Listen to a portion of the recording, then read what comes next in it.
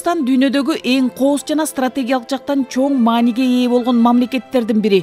Бабалардан мураска калтырган өлкөбүздү аздек туткан элибиз. Эгемен мамлекетти ар тараптуу өнүктүрүүгө бар далалатын жумшап келет. Көп улуттуу Кыргызстанда ынтымак рашкерликте жашаган элибиз жыл өткөн сайын өнүгүүгө кадам шилтеп, биримдик, эмгек, достук менен ар кандай тоскоолдуктарды жеңип келе жатат. Себеби ынтымак менен биримдикте күн кечирген коомдо гана адилеттүүлүк орноп, маданият, каада салт менен үрп адат сакталат. Тарбия багытында, ынтымак багытында, биримдиктүү багытта ишти күчөтүшүбүз керек. Ошондой агайларыбызды да кепке сөзгө тартканды үйрөнөлүк. Нарктуу кишилерибиз көп, окумуштуу кишилерибиз көп.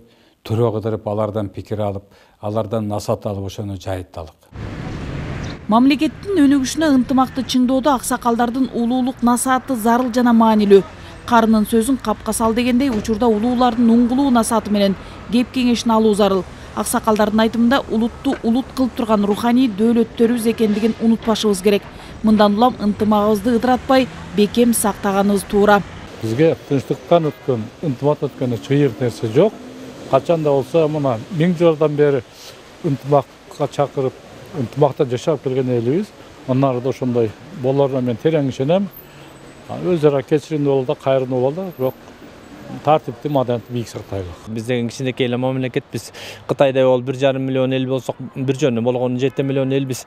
Ошон үчүн биз бир океанда бир тамчыдайбыз да. Ошон үчүн бири-бирибизге сый урмат менен, сыйлоо менен, урматтоо менен бири-бирибизге мындай аябай жакын мамиледе болуп, бири-бирибизди колдоп турушубуз керек. Мамлекетибизди сыйлап, урматтап, ошону кылымдардан кылымдарга мурас кылып өткөрүп беришибиз керек да кийинки муундаргачы.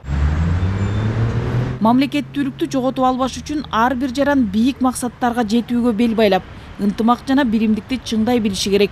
Себеби ынтымагы бар эл гана келген коркунучтарды жеңген, бүтүндүгүн сактап, улуттук жана руханий дөөлөттөрүн сактаган.